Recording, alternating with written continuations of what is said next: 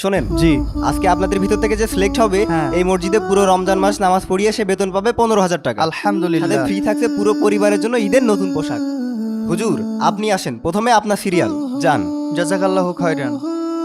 আপনারা দাঁড়ান, সবাইকে একে একে ডাকা হবে।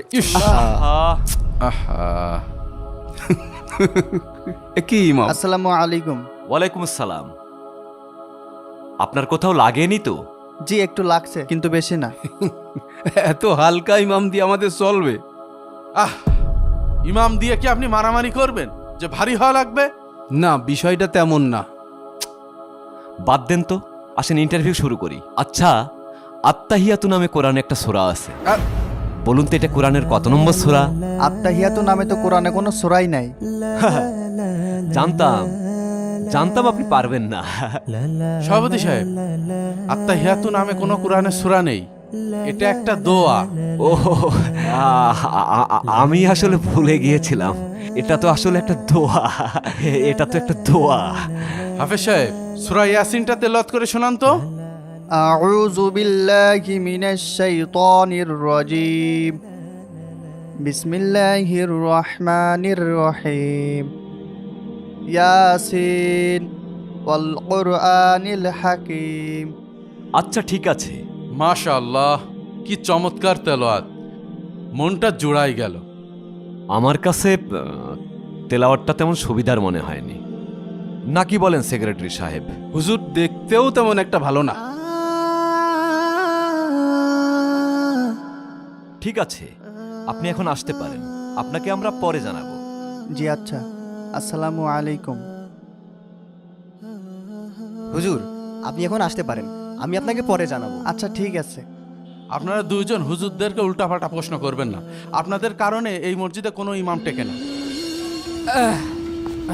বুঝলি ভাই, মাঝে মাঝে মনে হয় এই হাফেজি পড়া শিখে বড় ভুল করে ফেলেছি। এই গ্রামগঞ্জে শুধু কারোর বিয়ে হলেই আর কেউ মরলেই খবর দেয়। ঠিকই কইছিস, রমজান তো চলে আসলো, বাজার সদাই তো করা লাগবে। তা বাজারের কি করবি? ভাবছি এবার যদি কোনো মসজিদে তারাবি পড়াতে পারতাম তাহলেই রমজান মাসের বাজারের দায়িত্বটা আমি নিতাম। আর দ্রব্যমূল্যের যে ঊর্ধ্বগতি, সংসার চালানোর মতন আছে। কি আর বলবো, জিনিসের দামের কথা তো আর পেট সম্মান আনে। 3 বেলা তো ঠিকই খাওয়া লাগবে না। তা মসজিদ কি পাইছিস? এখনো পাইনি, তবে পেয়ে যাবানে মনে হয়। তোর জানা মতে কি কোনো মসজিদ আছে নাকি? ওহো, তোকে তো বলতেই ভুলে গেছি, উত্তরপাড়া জামে মসজিদে আজকে ইমামের ইন্টারভিউ আছে। তাই নাকি? তুই সেখানে তাড়াতাড়ি চলে যা। তাহলে আমি বাসায় গেলাম। তুই যা, তো চাকরি হয়েও যেতে পারে। আর তুই এই যে এই কর্নারের গাছগুলো পরিষ্কার করা বাকি আছে, এটা পরিষ্কার করে বাড়ি আয়, ঠিক আছে? আচ্ছা ঠিক আছে। ও ভাই, হ্যাঁ? আমার জন্য দোয়া করিস, আমি গেলাম। আচ্ছা ঠিক আছে, আল্লাহ ভরসা, যা। হুজুর আসেন, এখন আপনার সিরিয়াল। আসসালামু আলাইকুম। ওয়ালাইকুম আসসালাম। এই, আপনি এখানে বসে পড়লেন কেন? দেখেছেন মেম্বার সাহেব, কোনো প্রকার আদব কায়দা নেই। এই লোক দিয়ে তো এই মসজিদে ইমামতি করানো যাবে না। দেখলাম আসন ফাঁকা আছে, তাই বসে পড়লাম। ফাঁকা থাকলেই বসে পড়বেন? আপনার বাবা মা আদব কায়দা শেখায়নি? এদের নিয়ে আর কি বলবো, পুরা মসজিদ শেষ করে দেবে। এই, আপনি আসতে পারেন, যান। আসসালামু আলাইকুম।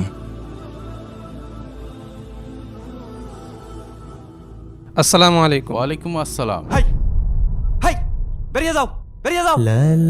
একটারও কোনো আদব কায়দা নেই, এসে সব দৃঢ় দৃঢ় করে বসে পড়ছে। এসছে আবার সব ইমামতের পরীক্ষা দেওয়ার জন্য, যত সব। আল্লাহ, চাকরিটা তুমি ব্যবস্থা করে দাও আল্লাহ, আমিন। আপনারা দুজন দেখবেন হুজুররা ঠিক মতো নামাজ পড়াতে পারে কিনা। অশিক্ষিত লোক শিক্ষিত জায়গায় বসলে যা হয়। মেম্বার সাহেব, খবরদার আপনি আমাকে অশিক্ষিত বলবেন। শোনেন, আমি সে আমলে 4 পাস। উনি 4 পাস? এ যুগের আয়ে বিয়ে পাশের সমান। হ্যাঁ। খালি 4 পাস। এই জন্যই তো আজ পর্যন্ত মসজিদে 2 রাকাত নামাজ পড়াতেই দেখলাম না। ওরে আমার নামাজ পড়েন দার রে। হাই, তুমি পড়িয়েছ, তুমি তো একটা সুরকের এত শুদ্ধ করে পড়তে পারো না। তুমি সুন্নত নামাজ পড়ার সময় তো আরেকজনের পাশে দাঁড়ায় থাকো, পাশে এরকম দেখে দেখে উপস্থিত দাও। আপনারা থামেন তো, ঝামেলা করেন না, আগে ইন্টারভিউটা শেষ করি। এই আসেন, আপনি আসেন। আল্লাহ, কি যে হবে নে। আসসালামু আলাইকুম। ওয়ালাইকুম আসসালাম। বসবো? হ্যাঁ, বসেন। আচ্ছা, আপনি যদি আমাদের 10টা প্রশ্নের সঠিক জবাব দিতে পারেন, আপনি হবেন আমাদের মসজিদের পরবর্তী ইমাম। ইনশাআল্লাহ। আল্লাহ রহম কর আল্লাহ। আমার প্রথম প্রশ্ন, আবু জেহেল কোন যুদ্ধে নিহত হয়? বদর যুদ্ধে। আচ্ছা হুজুর বলেন, হজরত মুহাম্মদ সাল্লাল্লাহু আলাইহি সাল্লামের উস্তাদ কে ছিল? স্বয়ং আল্লাহ। আচ্ছা, ইসলামের প্রথম মুয়াজ্জিন কে? হজরত বেলাল রাদিয়াল্লাহু তাআলা আনহু। সভাপতি সাহেব, কেশিয়ার সাহেব, আপনারা কি শুরু করলেন? প্রশ্ন করবেন ইমাম সাহেব ঠিকমতো নামাজ পড়াতে পারে কিনা, সূরা কিরাত জানে কিনা। আহা, হাফেজ সাহেবের এলেম কেমন সেটা চেক করছি। 15,000 টাকা বেতনে চাকরি করবে, চাকরি না ছাই। আমরা তো সেভাবেই চেক করে নেব। করেন, যা ইচ্ছা তাই করেন। দুনিয়ায় থাকতে জান্নাতের সুসংবাদপ্রাপ্ত সাহাবীর সংখ্যা কত? 10 জন। যোগ্যতার ভিত্তিতে আপনাকে আমাদের মসজিদের আমরা ইমাম বানাতে পারি। আলহামদুলিল্লাহ আলহামদুলিল্লাহ আল্লাহ।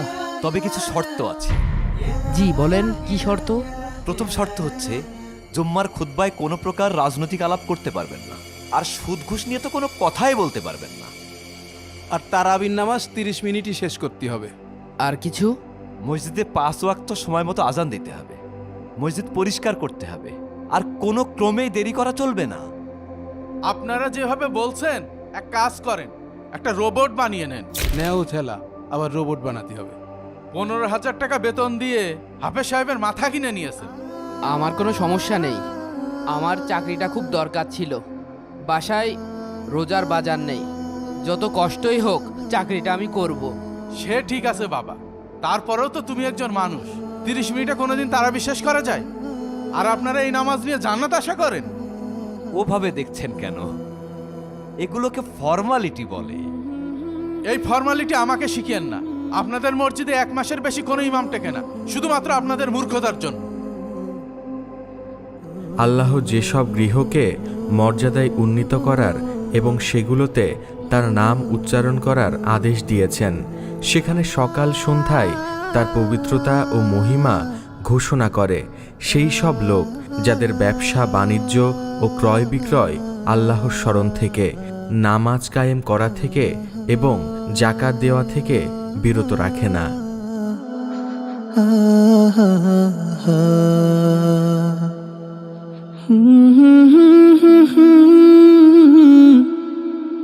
oh